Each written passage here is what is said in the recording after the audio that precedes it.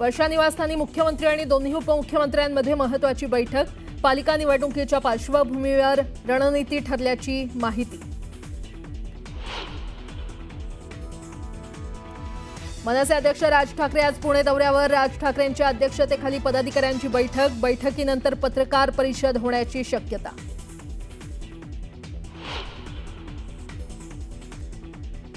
अमित ठाकरे घेणार आशिष शेलार यांची भेट. शेलार यांच्या वांद्रे येथील कार्यालयात होणाऱ्या भेटीचं कारण गुलदस्त्या.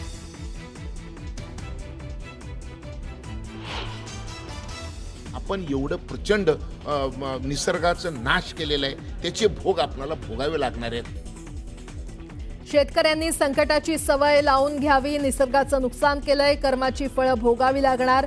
पाशा पटेल यांचं शेतकऱ्यांसंदर्भात वादग्रस्त विधान.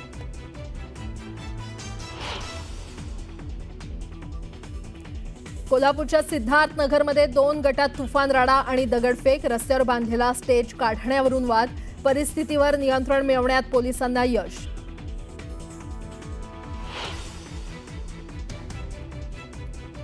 नाशिकच्या जय भवानी रोड परिसरात परप्रांतीय आणि मराठीवाद कार शिकणाऱ्या परप्रांतीयाची वाहनाला धडक. मनसैनिकानं समज दिल्यानंतरही अरेरावी.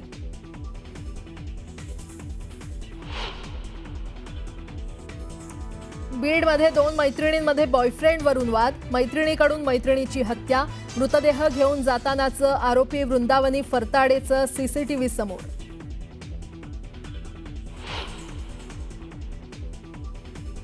ऑनलाईन गेमिंग बिलाला राष्ट्रपती द्रौपदी मुर्मूंकडून मंजुरी. ऑनलाईन गेमिंग बिलाचं आता कायद्यात रूपांतर.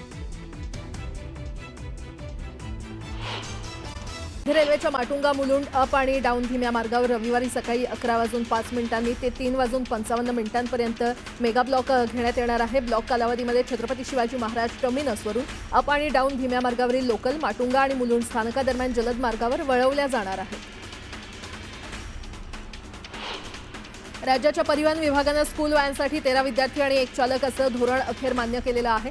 यासाठी शिवसेना, महाराष्ट्र वाहतूक सेना आणि अखिल महाराष्ट्र राज्य विद्यार्थी वाहतूक महासंघानं 8 वर्ष सरकार दरबारी पाठपुरावा केला. त्याला अखेर यश मिळालेलं आहे.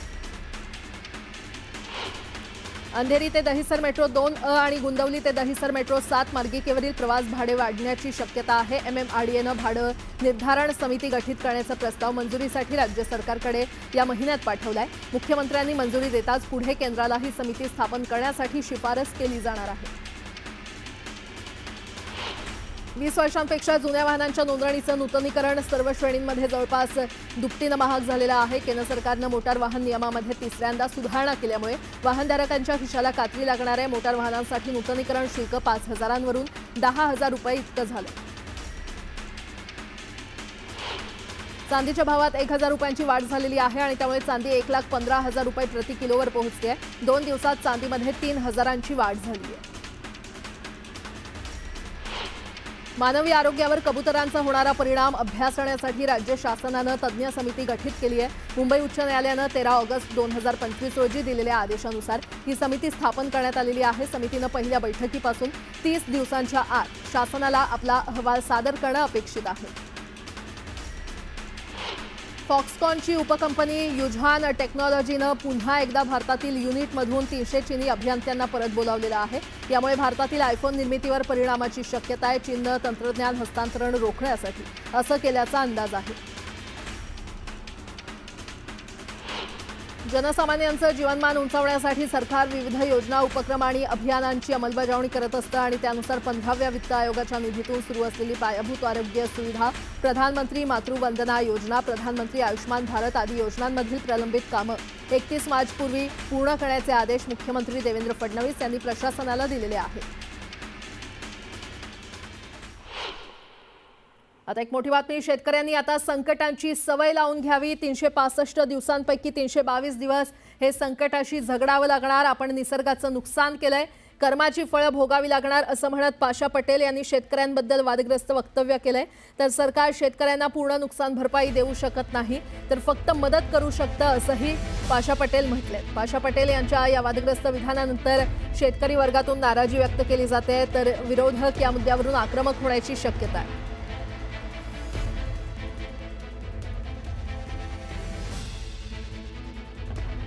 आपण सरकारच्या वतीनं नुकसान भरपाई देत नाही, तर आपण मदत करू शकतो, फक्त मदत करू शकतो. आणि नुकसान जे झालेलं आहे ते तेवढं नुकसान तर भरून काढणं शक्यच नाही. आणि आत्ताचं जे तुम्हाला जे नुकसान दिसू लागले ना, ह्याची आता आपल्याला सवय करावी लागणार आहे, का तर हे वारंवार घडणार आहे.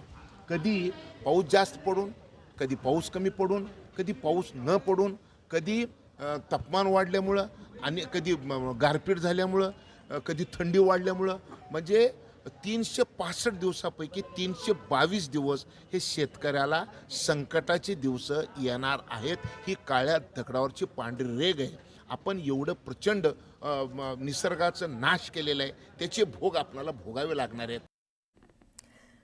आता एक मोठी बातमी. मनसे अध्यक्ष राज ठाकरे पुणे दौऱ्यावर आहेत आणि राज ठाकरे पुण्यातील प्रमुख पदाधिकाऱ्यांची बैठक घेणार आहेत. पालिका निवडणुकीच्या पार्श्वभूमीवर राज ठाकरे ही बैठक घेणार आहेत. मोठी बातमी आपण पाहतोय.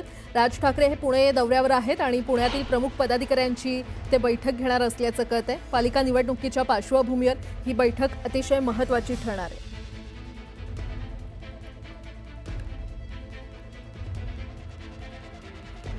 पुन्हा एकदा बातम्या वेगवान स्वरूपात.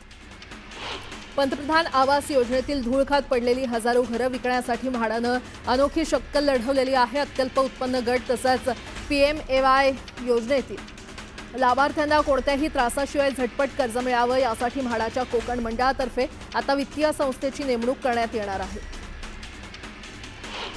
मीरा भाईंदर महापालिकेमध्ये 358 जागांसाठी भरती करण्यात येणार आहे. त्यात अभियंता, लिपिक, प्लंबर, फिटर, इलेक्ट्रिशियन, चालक आणि बालवाडी शिक्षिका आदींचा समावेश आहे. उमेदवारी अर्ज भरण्यापासून आजपासून सुरुवात झाली असून 12 सप्टेंबरपर्यंत अर्ज स्वीकारले जाणार आहेत.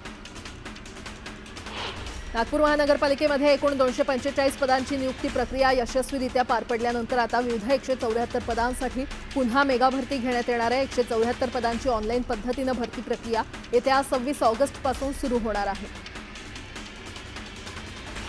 यंदाच्या गणेशोत्सवात देखील जलप्रदूषण टाळण्यासाठी नवी मुंबई महानगरपालिका 139 कृत्रिम तलाव तयार करणार आहे. कृत्रिम तलावांच्या जागा परिमंडळ आणि अभियांत्रिकी विभागामार्फत निश्चित करण्यात आलेल्या आहेत. गणेशोत्सवासाठी कोकणात जाणाऱ्या चाकरमान्यांची गैरसोय होऊ नये यासाठी प्रशासनानं विशेष तयारी केलेली आहे. यामध्ये राष्ट्रीय महामार्गावर प्रत्येक 15 किलोमीटरवर सुविधा केंद्र उभारणार आहेत, तर 23 ठिकाणी रुग्णवाहिका तैनात केलेल्या आहेत. यंदा अपघात टाळण्यासाठी युद्धपातळीवर खड्डे बुजवण्याचा आणि वेगरोधक फलक लावण्यावर लक्ष देणार असल्याची माहिती वाहतूक विभागाचे अप्पर महासंचालक प्रवीण साळुंखे यांनी दिली आहे. जळगावच्या भुसावळमध्ये लाखो रुपयांच्या गांजासह दुचाकी चालकाला अटक करण्यात आली आहे. आरोपीकडून 2,05,000 रुपये किमतीचा 10 किलो 275 ग्रॅम गांजा जप्त करण्यात आला. पुण्याच्या बाणेरमध्ये पोलिसांनी 3.5 किलो गांजा जप्त केलेला आहे. पोलिसांनी या प्रकरणी 2 आरोपींना अटक केली आहे. गणेशोत्सव अवघ्या 4 दिवसांवर येऊन ठेपला असला तरी मुंबई गोवा महामार्ग ठिकठिकाणी खड्ड्यातच आहे. प्रशासनानं रस्त्याच्या डागडुजीकडे कानाडोळा केला असून हा महामार्ग वेळेत दुरुस्त झाला नाही तर गणेशोत्सवाला चाकरमानी वेळेत पोहोचतील की नाही हा प्रश्न कायम आहे. मुंबई गोवा महामार्ग आणि रायगड जिल्ह्यामध्ये होणारी गुन्हेगारी रोखण्यासाठी अत्याधुनिक कॅमेरे असलेली ANPR तंत्रज्ञान असलेली संकल्पना रायगड पोलिसांच्या मदतीकरता सज्ज झाली आहे. गुन्ह्यामध्ये वापरलेल्या वाहनांची इत्थंभूत माहिती मिळण्यासाठी मुंबई गोवा महामार्गावरील साई सहारा प्रतिष्ठानच्या पुढाकारानं ANPR हे कॅमेरे बसवण्यात आले. गेले 5 दिवस मुसळधार कोसळणाऱ्या पावसानं आता उघडीप दिलेली आहे. पंचगंगा धोका पातळीच्या आत वाहू लागल्यानं पुराचा धोका टळताना दिसतोय. जिल्ह्यामध्ये अद्यापही 50 मार्गावरील वाहतूक बंद असून 46 बंधारे पाण्याखाली आहेत. वर्ध्यात डिगडोह इथे यशोदा नदीवर पुलाचं बांधकाम सुरू असताना वळण रस्त्यावर रात्री भर पावसात बैलगाडीसह शेतकरी नदीपात्रात पडला. यामध्ये शेतकरी बचावला असला तरी बैल मात्र दगावल्यानं शेतकऱ्यांनी रात्री भर पावसात नदीपात्रात बसून आंदोलन केलं. शेतकऱ्याला आर्थिक मदत देण्याच्या मागणीसाठी हे आंदोलन केलं असून अखेर अधिकाऱ्यांनी आंदोलनस्थळी भेट घेत यशस्वी वाटाघाटी केल्यानंतर आंदोलन मागे घेतलं. मावळमधील देहू पालखी मार्गावरील पहिले 20वा ठिकाण असलेल्या पुरातन शनी मंदिरात शनी अमावस्या महाउत्सव, पहाटे रुद्र महापूजा, रुद्राभिषेक करण्यात आला. तर सत्यनारायण महापूजा यासह दिवसभर धार्मिक विधी पार पडणार आहेत. संत तुकाराम महाराजांच्या पदस्पर्शानं पावन झालेल्या या शनी मंदिरात भाविकांनी मोठ्या श्रद्धेनं सहभाग नोंदवला. सोलापूरच्या बार्शीत पावसामुळे शेतीला फटका बसलाय। माजी आमदार राजेंद्र राऊतांनी शेतकऱ्यांच्या बांधावर जाऊन पाणी केले। यावेळी तात्काळ पंचनामा करण्याच्या सूचना त्यांनी दिल्या। पुणे शहराला पाणी पुरवठा करणाऱ्या खडकवासला धरण साखळीमध्ये 95% पाणीसाठा झालेला आहे। गेले काही दिवसात खडकवासला धरण क्षेत्रामध्ये जोरदार पाऊस झाला। दरम्यान आता पाऊस थांबला असला तरी धरणात समाधानकारक पाणीसाठा झालेला आहे आणि त्यामुळे पुणेकरांना दिलासा मिळाला। कोल्हापूरच्या सिद्धार्थनगरमध्ये 2 गटात तुफान राडा आणि दगडफेक झाली। रस्त्यावर बांधलेला स्टेज काढण्यावरून हा वाद झाल्याची माहिती आहे। पोलिसांनी मध्यस्थी करत परिस्थितीवर नियंत्रण मिळवलं। गोंदिया जिल्ह्यातील खजरी या गावी 3 ऑगस्ट रोजी एका अनोळखी महिलेची धारदार शस्त्रानं हत्या झाली होती। या घटनेचा उलगडा गोंदिया पोलिसांनी लावलाय। आरोपीनं महिलेच्या 7 महिन्याच्या मुलाची विक्री करून पैसे कमावण्याची योजना आखली होती। यासाठी त्यानं महिलेची हत्या केली असून या प्रकरणी 7 आरोपींना पोलिसांनी अटक केलेली आहे।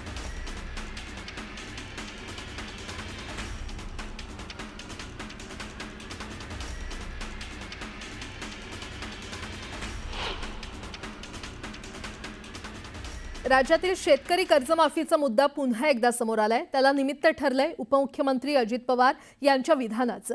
शेतकरी कर्जमाफीचं मी आश्वासन दिलं होतं का असा सवाल काही महिन्यांपूर्वी विचारणारे उपमुख्यमंत्री अजित पवार आता म्हणतायत योग्य वेळ आल्यावर कर्जमाफी देणार। अहिल्यानगरच्या निवासामध्ये कर्जबाजारीपणाला कंटाळून बाबासाहेब सरोदे या शेतकऱ्यानं आत्महत्या केली होती। यावरून आता वातावरण तापू लागलेलं आहे। गेल्या काही दिवसात मुसळधार पाऊस झाल्यामुळे मराठवाड्यासह राज्यातील अनेक भागात पिकांचं नुकसान झालं। कर्ज काढून लावलेलं पीक पुरात वाहून गेल्यानं बळीराजा हवालदिल झाला। अशावेळी एकेकडे राज्याच्या तिजोरीच्या चाव्या ज्यांच्या हाती आहेत ते अजित पवार म्हणतायत योग्य वेळ आल्यावर कर्जमाफीचा निर्णय घेऊ। तर ही पावसामुळे पिकांचं नुकसान, शेतकरी आत्महत्या सुरू आहे, मग योग्य वेळ येणार तरी कधी असा सवाल विरोधक विचारू लागलेत।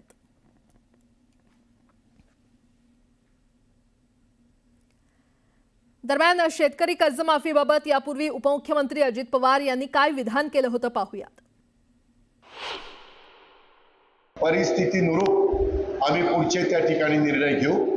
आता तशा प्रकारची परिस्थिती नाही, त्याच्यामुळे या वर्षी पण पुढच्या वर्षी पण घेतलेल्या पीक कर्जाचे पैसे भरा।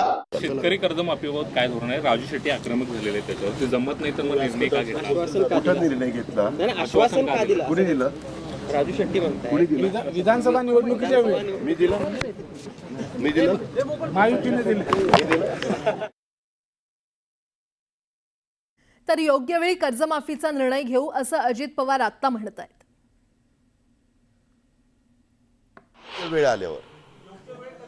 योग्य वेळ आल्यावर ते आम्ही सांगू ना।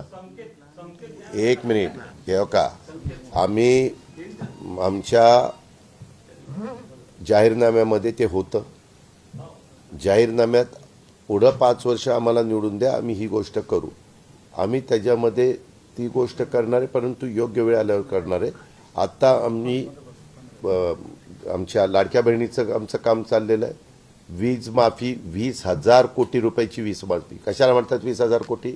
आणि आत्ताही आम्ही शेतकऱ्यांना काय काय केंद्र सरकार राज्य सरकार सहकार्य करतंय किंवा मार्ग काढून देतंय ह्या सगळ्या गोष्टी सांगितलेल्या आहेत। मनसे नेते अमित ठाकरे आज भाजपचे मुंबई शहर अध्यक्ष आशिष शेलार यांची भेट घेणार आहेत। शेलार यांच्या वांद्रे येथील कार्यालयामध्ये ही भेट होणार असल्याची माहिती मिळते आणि या भेटीचं कारण अद्याप गुलदस्त्यात आहे। दरम्यान गुरुवारीच राज ठाकरेंनी मुख्यमंत्री देवेंद्र फडणवीसांची वर्षा या शासकीय निवासस्थानी भेट घेतली होती आणि आता त्यानंतर अमित ठाकरे आता भाजपच्या आशिष शेलार यांची भेट घेणार आहेत। त्यामुळे या भेटीमध्ये काय चर्चा होणार याकडे राज्याचं लक्ष लागलंय।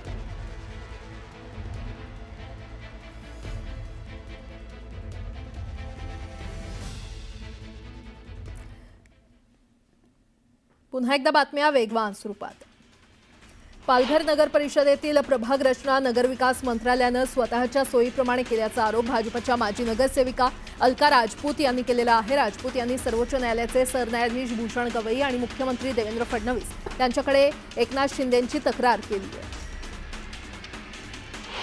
राज्यातील रखडलेल्या स्थानिक स्वराज्य संस्थांच्या निवडणुका लवकरच अपेक्षित असून मुंबई महानगरपालिकेनं आगामी निवडणुकीसाठी प्रभागांच्या भौगोलिक सीमांबाबतचा प्रारूप आराखडा जाहीर केलाय. या प्रारूप आराखड्यावर मुंबई महानगरपालिकेनं नागरिकांकडून हरकती आणि सूचना मागवलेल्या आहेत. हरकती आणि सूचना सादर करण्यासाठी 4 सप्टेंबरपर्यंत मुदत आहे.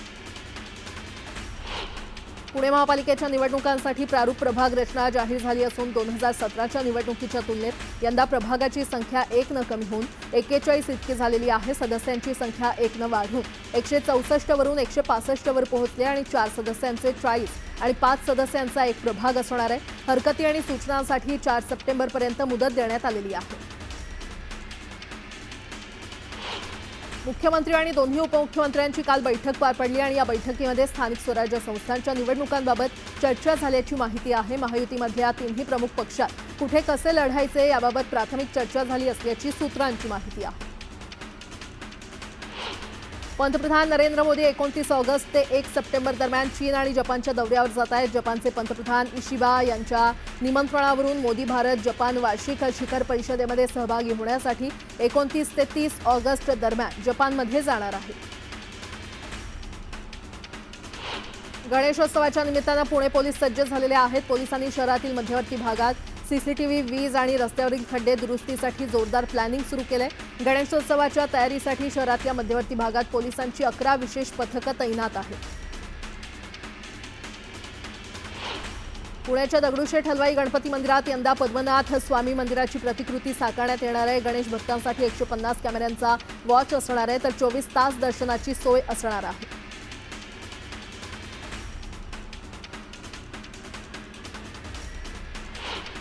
शिर्डीच्या साईबाबांना एका भक्तानं 56 ग्रॅम सोन्याचा कडा अर्पण केलाय. व्यंकप्पा घोडके असं सुवर्ण कडा दान करणाऱ्या कर्नाटकच्या भाविकाचं नाव आहे. दरम्यान साई संस्थांकडून भाविकाचा सत्कारही करण्यात आलाय.